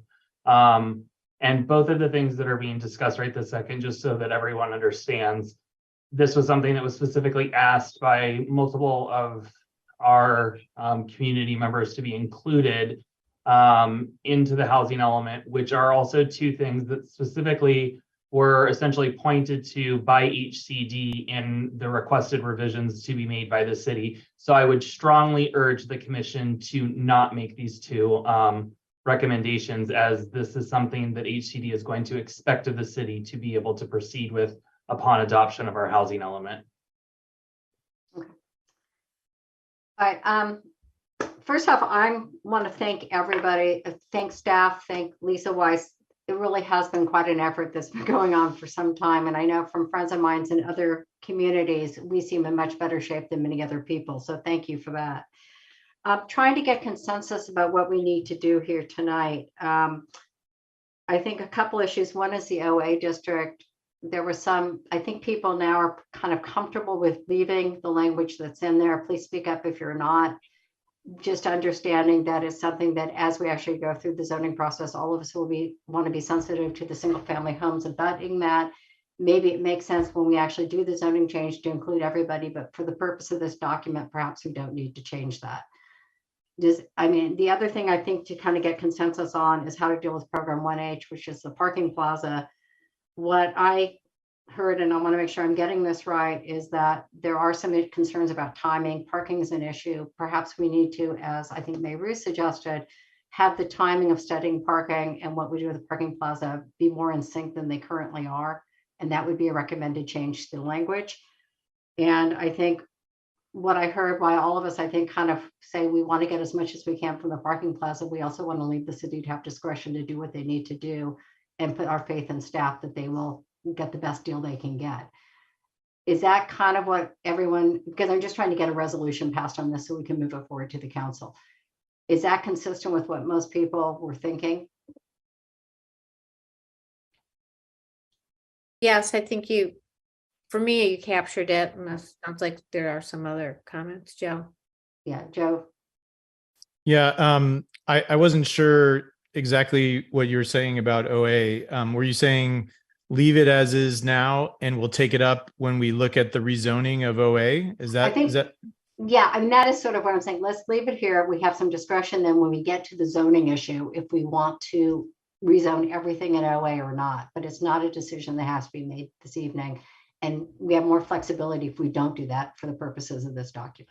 Okay. And as I think Ann Paulson pointed out, that it's all getting rezoned anyway over the summer. So the one thing I thought Commissioner Disney had a great point about this 10-day period. And I just wanted to follow up, Nick, did HCD specifically comment on the 10-day appeals period? Not on the 10 days, but they specifically notated comments agreeing with the certainty that would be provided by a limited window of appeals. So this also then further goes to providing the certainty to the developer that their project isn't going to just get overturned after a longer period of time. Yeah. Well, I just And Oh. Joe, I can chime in here, Mr. Benato, or Ms. Joe, I can chime in. Uh, there is a long line of case law, and the statute of limitations for land use decisions are short, because the courts and the law recognizes that in land use decisions, there needs to be certainty. And there needs to be certainty not only for the local agency, that they've now gone through this approval process, and also there's for certainty for, affordable developers, market rate developers. And so they do look at that, and a 10-day appeal period is very consistent with most of the zoning and most of the ordinances that I have seen. And I think, Nick, you've been at many jurisdictions. 10 days, seems to be the normal appeal period.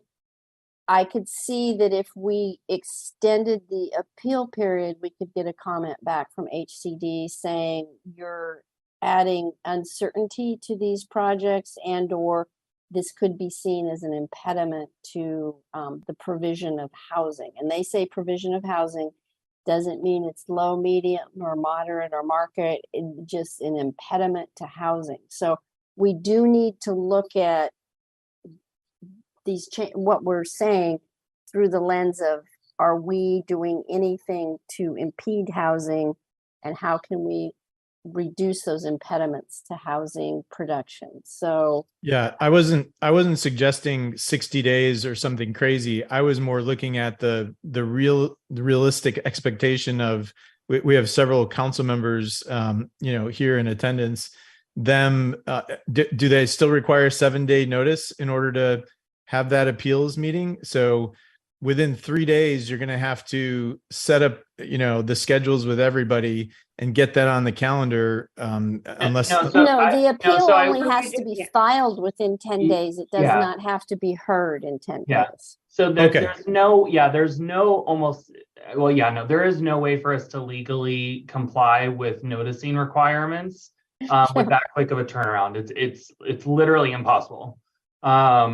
Based on the Brown Act and everything. And the local paper and how much notice you have to get. There's no way we could do just so that everyone knows on the commission, it's a minimum of a 3-week lead time to turn something into the town crier, which is our standard newspaper that we do publish in.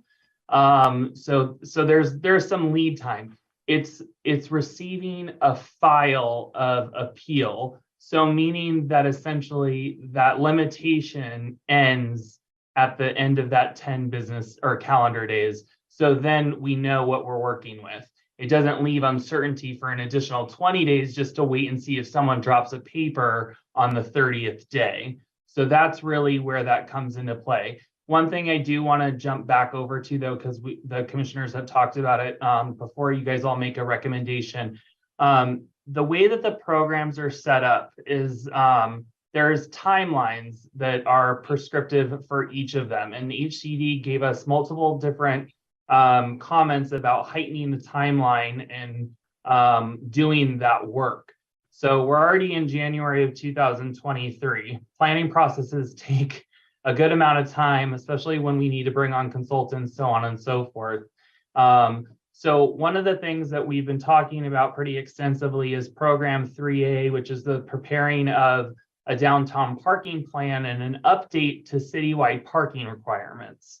So that is something that has a timeline of completion by December of 2024. That doesn't mean we start it in 2024.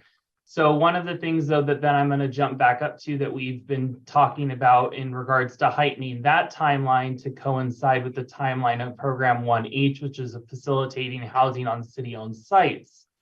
We are talking about releasing by the end of this year of 2023. So that's where that 1 year of difference actually comes into play, is that we're talking about actually releasing the RFP. So a request for proposals for developers to express their interest and potentially what we would do on that site by the end of this year.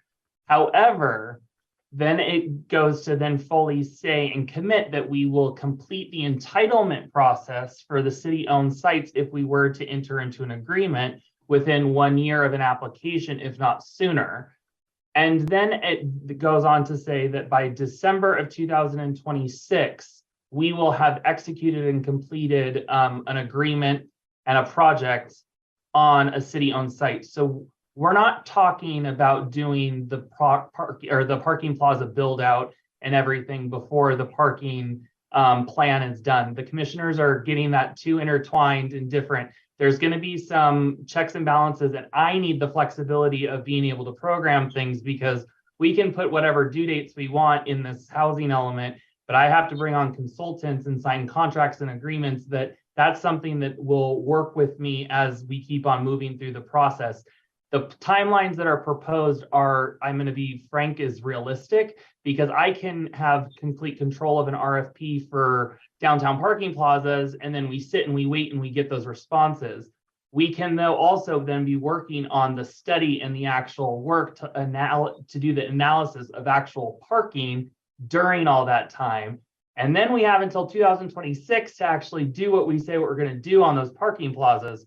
So we're not talking about eliminating parking and being stuck with a building and no parking. That's not what we're talking about. It's very different. So we have to be mindful of that. We also need to remember is that we do maintain that ownership and control, where we can also integrate as a part of our agreement with a developer about the phasing of that project and when actually stick construction is actually going to occur on those sites. Obviously, we wanted it to happen in the 8-year planning cycle so that it counts towards our RENA, but that is something that we can bake into our overall process of how we actually do the development.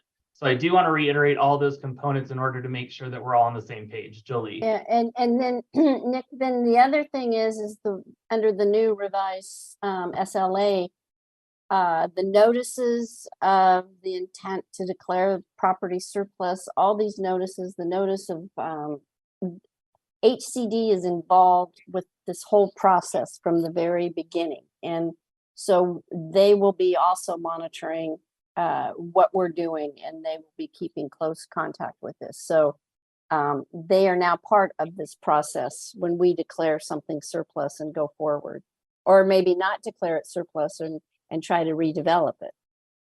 Okay, so you guys sort of went off on a tangent, and I don't mean to beat a dead horse, but on this 10-day thing in 3H, page 56 of the packet, I think the language is ambiguous, because the way I was reading it, and maybe the way others were reading it, is that the appeal has to be heard within 10 days. And I think the intent is that it has to be filed within 10 days, and it's ambiguous on how quickly it has to be heard. Is that accurate? I don't know how that can be interpreted that way, based on clarify that the decisions on appeals of housing developments must be based on objective standards consistent with state law, and any appeal filed with the city shall be done within 10 calendar days post project approval. So it's stating that post the approval of the project of whoever the hearing body is, you have 10 days to file that in order to then be considered. I read it as the appeals process shall be done within 10 days. So that's what I was getting at. You know, the appeal shall be filed within 10 days would make more sense. So I'll just leave it there. That's why I was confused. And I don't know if Commissioner Disney had the same intent, but it just seemed like, how are you going to get all that in within 10 days? Is there a limit on how long the council has to hear the appeal? Well, I just want to add something just from experience. It's then up to the applicant to prepare all the documents to resubmit to the city. So the process is then put in the applicant's hand. They have 10 days to file the appeal. And sorry if I'm stepping on you, Nick, if I'm misstating, but then the applicant has to prepare everything for the appeal. And sometimes that just drags on because they have to have an architect, an engineer, and they have to have reports. Just so you know, Joe, you know, the real world is some of this stuff could take months after they file the appeal. And if I'm speaking out of turn, Nick, correct me, but that's my experience. Some jurisdictions say that the appeal shall be heard within 45 or 60 days unless the applicant consents to longer, but we don't have that. And I think more There's a lot of jurisdictions that say the appeal must be filed within 10 days with the fee, and all the grounds for the appeal must be in that appeal statement. So then the local agency understands what are the grounds for appeal. Was there an error? Was there an abuse of discretion? Was there something? So, Okay. but yeah, there's no way we could have that appeal heard within 10 Okay, days. that makes sense. That I was misreading it, and you know, I don't know if you guys want to tweak the language to clarify that, but that was the issue. Thank you. Okay, may I raise a point on that? And just very quickly, one, clarifying language is always good. Secondly, would it offend anybody if we said 10 business days rather than just 10 calendar days? That would be basically 2 weeks, and it might be an extension of a couple of total days over the thing. Would that help to make it simpler? Because as I understand it, the appeal would have to be filed personally with the city, and that means the city office has to be open. And So the only thing that I'm gonna say, and I know Jolie is gonna agree with me, is that legally we should then just clearly state 14 calendar days if that's our intent, is to allow for 2 weeks. Because there then becomes the legal argument of what is determined to be a business day, considering that some agencies only acknowledge federal holidays, others acknowledge state holidays, so on and so forth. So there then becomes that legal argument on which days are actually reflected as a business day or not. So we would want it to be more consistently applied for everyone. yeah, I had to write down business days because what I was going to say was court days, which are of course defined by the civil code. So yes, I mean, but you know, something like that where we could specify something like, you know, the equivalent to court days as specified in the civil code, or something where it would, but basically it's 5 business days ends up being a week, with the weekends. But that might allay some of the concerns about timing and that sort of thing, given the fact that it has to be done. Anyway, that's just, I throw that out there as a thought. If we're tweaking the language, it would not add materially to the time in which the appeal would have to be filed, but it would at least avoid the problem of, you know, a 3-day or 4-day weekend, and you know, you suddenly don't have 10 full days to do the appeal, and so forth and so on. So that might be simpler if it were specified days when the city offices are open in some fashion, if that could be done or if we have a calendar of, you know, holidays that the city recognizes or something like that we could refer to. So just, I throw that out as a thought. Can I ask a if that question, could be done. Nick or Jolie? Will that trigger any more interest by HCD if we change it from 10 to 14 calendar days? No, because we hadn't previously included a specific day for the appeal on file. So this is an expansion and being more specific based on public comment that we had received previously. So this is something that provides, again, more certainty to applicants. Then if there's no objection, I think probably everyone on the commission kind of thinks that's a good idea. We can incorporate that into a motion. So speaking of which, do we have a motion? Well, I'll be happy to give it a try. Okay. Do we have a number for this resolution, by the way? I know it ends in XX, so I don't know if we have formalized the designation or if we are going to use XX. It's page 22. Sorry? Page 22 in the packet has the information. Well, So, yeah, it'll end up being resolution number 1 of 2023 for the Planning Commission. I kind of figured that. Okay. Excuse me while I'm scrolling, and I can only do one multitask at a time.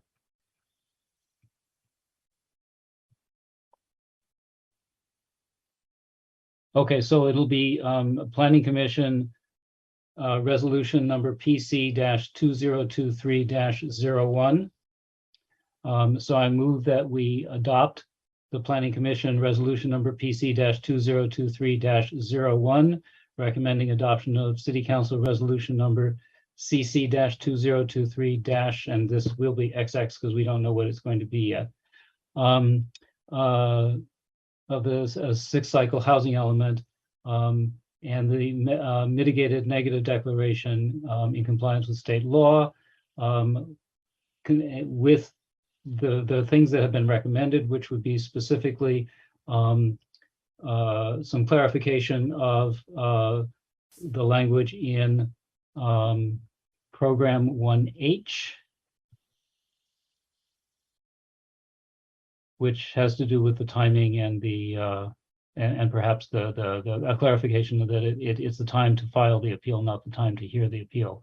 That would be a small tweak. Am I forgetting anything? I think that's the one really substantive change. I think it's 3H. Yeah. 3H. Yeah. Yes. 1H is the parking plazas, but The 1H is the parking plazas. Yeah. And I think the consensus was, if I understand, that we will leave that one alone for right now. Yes, so it would just be a small tweak to program 3H.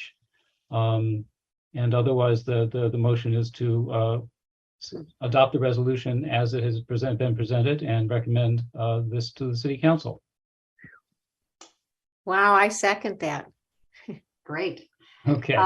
Stephanie, I think we're ready for a vote. Well, wait, before we Oh. vote, did you say that the tweak was we would move to 14 calendar days? Well, it could be that, or it could be to specify the number of business days, whatever the staff believes would be the most efficient way to do that, but to allow a period of approximately 2 weeks for these things to happen, and to clarify that it is the time to file the appeal, not the time to hear the appeal. So I think the consensus was, what I heard was 14 calendar days. 14 calendar days is fine with me, whatever they want to do. Is that okay? Well, Kate, we're going to vote on it, but is that? Yeah, I reasonable? mean, I think the motion needs to be clear. So if the tweak is 14 calendar days, we should just say that. Okay. It's and- fine. and- I personally wouldn't do it that way, but that's fine. 14 calendar days is fine. And just, this is kind of a question about process here. It says we are voting on a resolution. Is the resolution the motion? I'm a little confused because when I was on the planning commission before, we didn't have resolutions. We just made motions. So just help me understand this. So the resolution is this motion. The motion is to adopt the resolution, yes. Yes. Okay, well, The so, resolution is what's included in the staff report. okay, so the resolution is what's included, because I didn't, see something that looked like a resolution, but the resolution is the staff report. Is that No, what- no, It's the housing element. Okay, Nick, Okay, let's let Jolie explain. yeah, Nick, there is an attached resolution to the staff report. So the motion is to adopt the attached resolution, which includes the findings about the mitigated neg deck and the findings about the recommendation that includes one change to the recommendation regarding the housing element update, and that is about the 14 calendar days. So did I summarize all of that, Nick? We're doing a resolution. A lot of times the planning commission just makes motions but we're doing more and more resolutions now to the council. But with this and this being the housing element, we're really documenting all of our actions, and that's why we're doing a resolution.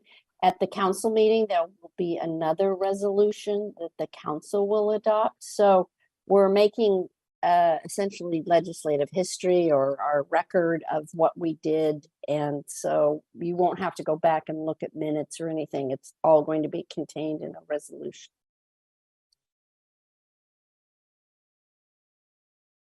Okay. Did that answer your question, Kate, or do you have some? I'm still looking for that resolution. I'm really sorry, you guys. I just never found the resolution. It's page 22 of the 795 page document we were sent. Well, and I was just there. Is it? The resolution is not there. Stephanie. It's a recommendation on the bottom of page 22. It says recommendation, and then there's language that Eric read off. Stephanie, can you please enable the chat and I will send the link so that the commissioners can quickly look at what is posted on the city's website as a part of the agenda packet. So just so everyone is aware, you shouldn't just be looking at what is sent to you. You need to go to the city's website and look at the posted Planning Commission agenda packet, where it then breaks down. You should also have an agenda report, a resolution, 3 separate attachments, then also 2 things that are notated as late correspondence. I will clarify they were not received late. That is just unfortunately a notation in our system that created it that way.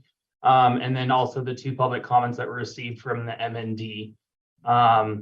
So there is a resolution that was drafted by myself and the city attorney titled "A Resolution of the Planning Commission of the City of Los Altos recommending that the City Council adopt the 6th cycle housing element update."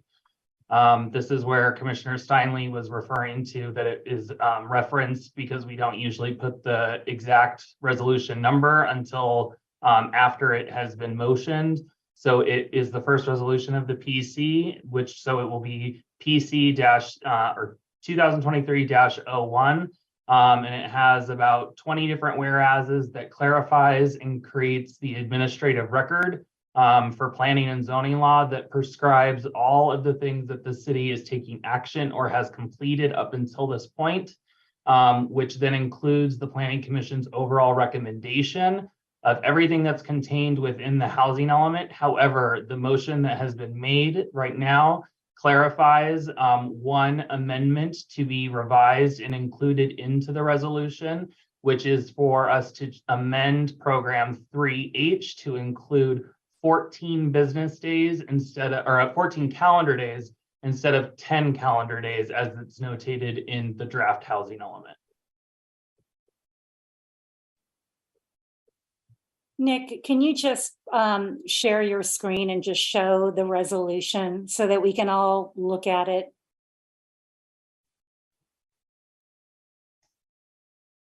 Yes, so when you go to this meeting for tonight,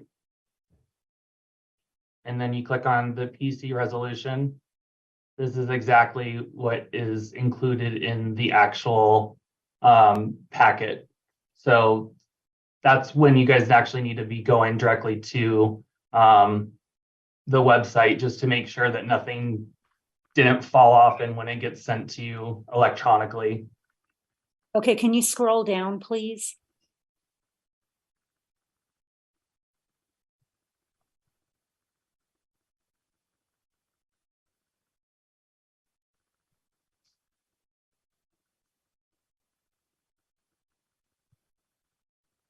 And then is there a wherefore, therefore, something at the end here? Okay, there we go.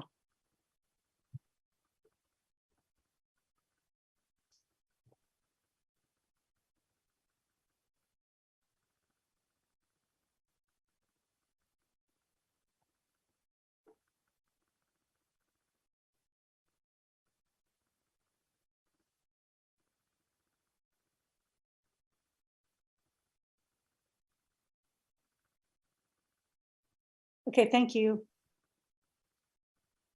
Okay, Stephanie, I think we're ready for a roll call on the motion that's been made and seconded.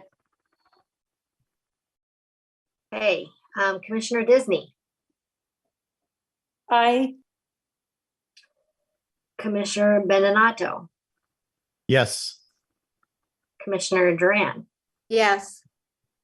Commissioner Roach, Yes. Commissioner Steinle, Yes. Vice Chair Ahi, Yes. and finally Chair Mensinger. Yes. Great, thank you all. All right, we're gonna move on. I think we don't have much more left, so we'll just plug on through. Any commissioner reports or comments? I hear nothing. Okay, future agenda items. Planning, do you have anything you want to update us on? There are no items currently scheduled for the next meeting on January 19th, so that meeting will be canceled. And I don't have any specific projects to report on upcoming meetings, but I think we can anticipate that the planning commission will be seeing some future zoning code amendments. I think we will. And I also think at our last meeting, Commissioner Doran mentioned looking at getting an ability to look at some mechanical lifts so we could actually see them in person. And I think I remember Mary Ruth commenting about we'd like to maybe, which we did once before, look at projects that were previously approved and see how they've been doing. Like, do we like them now that they're built or in process? Correct me if I'm wrong on my recollection of both of those. Is that something that we could kind of get on the schedule for sometime in the next couple months? I recall that, and because of the Brown Act, I had to, we can do it and we can schedule it as a Brown Act meeting, a site visit, and especially if it's out of the jurisdiction, but we would notice it so everybody could attend and the public could attend as well. So I do recall that, but I think with the housing element and everything, I just think we haven't had time to. Which is fine. I just wanted to kind of, it's a new year, things get dropped. If we could just get that on the schedule sometime, would it make sense? Okay, anything else? Okay, I think we are adjourned at 9:09. Great. Thanks, everybody. Thank you, everyone. Thank you. Happy New Year. Happy New Year. Thank you.